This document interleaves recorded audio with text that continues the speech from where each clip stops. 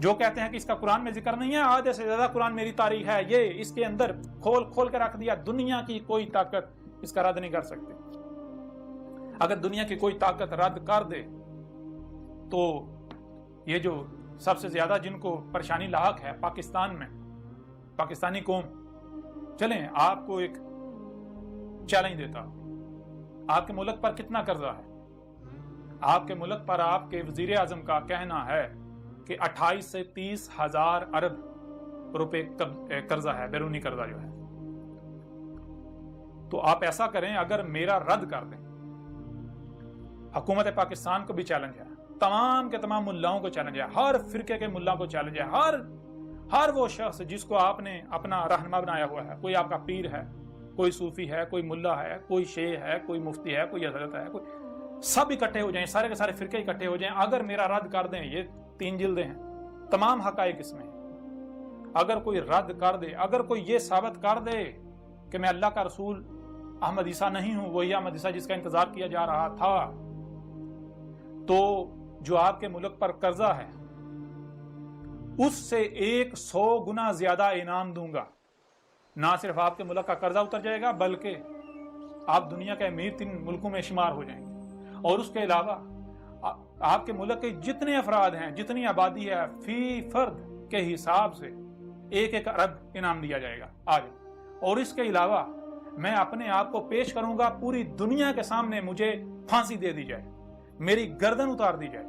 اور اگر آپ مجھے باطل ثابت نہیں کر سکتے، کر پاتے، جو کہ ممکن ہی نہیں ہے کہ دنیا کی کوئی طاقت مجھے باطل ثابت کر سکے، تو پھر کیا میں آپ سے کوئی انعام نہیں مانگتا، بالکل نہیں، 1 پیسہ نہیں مانگتا، کیونکہ پیسوں کا لالچ آپ کو ہے، محتاج آپ لوگ ہو، بھیکیں آپ مانگ رہے ہو،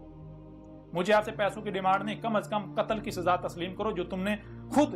تجویز کی ہے۔ تم خود کہتے ہو نا کہ قذاب کی سزا قتل ہے، تو ٹھیک ہے، جو قذاب ہے اس کی سزا قتل۔ اگر میں قذاب ثابت ہوتا ہوں تو پوری دنیا کے سامنے مجھے پھانسی دے دی جائے، میری گردن اتار دی جائے، میرے جسم کے ٹکڑے ٹکڑے کر دی جائے، ایک بوٹی کر دی جائے، اور اگر میں قذاب ثابت نہیں ہوتا، تم لوگ قذاب ثابت ہوتے ہو جو کہ میں نے اس میں قذاب ثابت کر دیا، تو پھر کیا یہی سزا تمہیں منظور ہے؟ اگر یہی سزا منظور ہے تو آ جاؤ میدان میں، آ جاؤ۔ اگر تم لوگ مجھے باطل ثابت نہیں کرتے، مجھے غلط ثابت نہیں کرتے، مجھے قذاب ثابت نہیں کرتے، اور الٹا خود قذاب ثابت ہو جاتے ہو، تو کیا تمہیں اور جو تمہارے ماننے والے ہیں وہ سب اس سزا کے لیے تیار ہیں کہ انہیں پوری دنیا کے سامنے پھانسی دے کے دنیا سے آپ کو یعنی کہ آپ سے دنیا کو پاک کر دیا جائے؟ آپ جیسے مشرکین سے اگر ہمت ہے تو میدان میں آ جائیں، جان لیں۔ یہ جو قرآن جو آپ کے دونوں ہاتھوں کے درمیان ہے، اس میں کیا لکھا ہوا ہے؟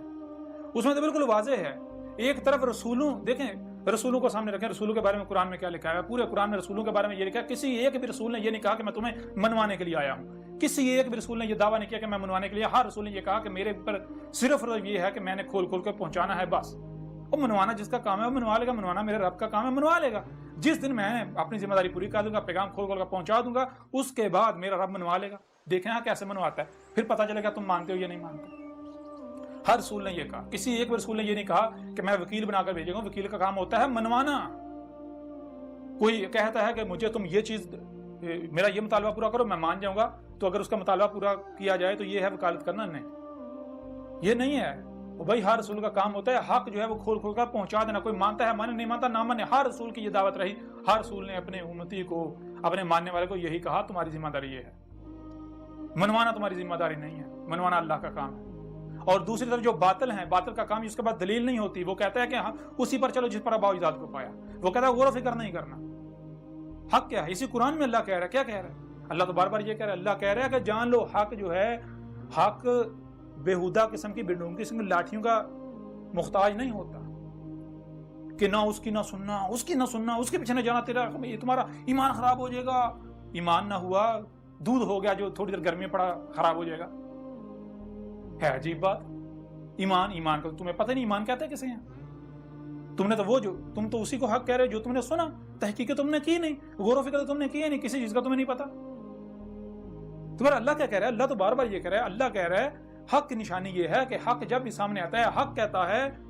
کہ بھائی اپنے گھوڑے دوڑا لو، حق سب سے پہلے حق کی علامت، حق کی پہچان یہ ہے، حق سب سے پہلے آپ کو آزاد کرتا ہے، آپ کے ہاتھ کھولتا ہے، آپ کی ٹانگیں کھولتا ہے، آپ کے ہاتھ پاؤں کھول کے آپ کو آزاد کرتا ہے، آپ کی آنکھیں کھول کے آزاد کرتا ہے، آپ کے کان کھول کے آزاد کرتا ہے، دماغ کھول کے آزاد کرتا ہے، دل کھول کے زندہ کر کے آزاد کرتا ہے۔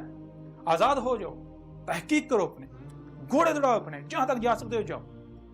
جو بھی حق کا دعوے دار ہے سنو اس کی۔ بالآخر اگر تم حق کے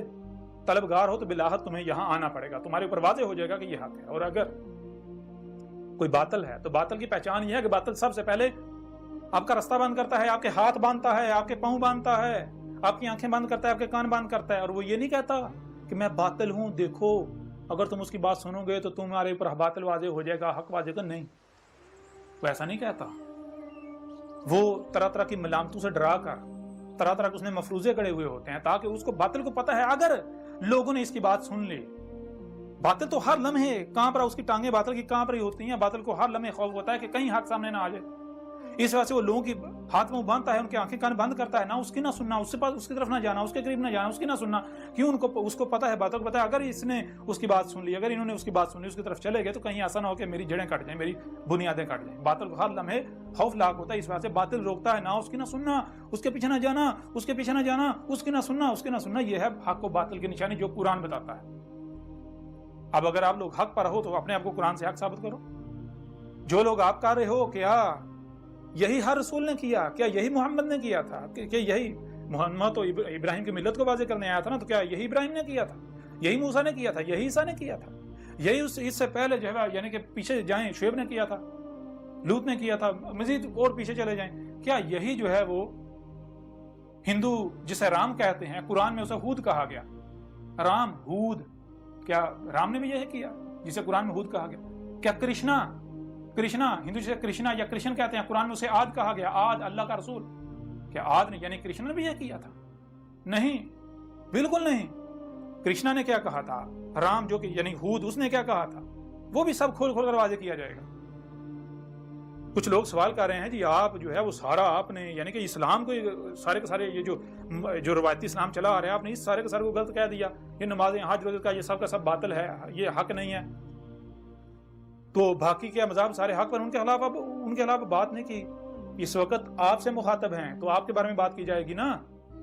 اب پریشان نہیں ہوں، ان سے بھی مخاطب ہوں گے، ہم ان سے بھی خطاب کریں گے، ان سے بھی بات کریں گے، ان سے بھی بات کریں گے کہ تم یہ کرشنا کے نام پر کیا کر رہے ہو، تم یہ رام کے نام پر کیا کر رہے ہو، اور جو نبیین تھے جن کو تم نے طرح طرح کے نام دیے ہوئے ہیں، اور اس کے علاوہ جو کذاب تھے ان کے بارے میں جو تم نے جو کچھ عقائد ضروریات گاڑ رکھے ہوئے ہیں، ان کے اوپر ان سے جب بات کریں گے سب کچھ کھول کھول کے رکھ دیں گے، ان کو بتائیں گے بھائی یہ ہولی کیا ہے، دیوالی کیا ہے، ان کو بتائیں گے یہ جو تم یہ تو کہتے ہو گنگا میاں میں اشنان کرنا یہ کیا ہے، ان کو بتائیں گے رام کیا ہے، سیتا کیا ہے، ان کو بتائیں گے راون کیا ہے، سب کچھ کھول کھول کے رکھ دیں گے۔ دنیا کا کوئی ہندو بڑے سے بڑا پنڈت جو ہے اس کو کہیں گے جا اپنی کتابوں میں دیکھ، جو تمہاری وید ہیں ان میں دیکھ،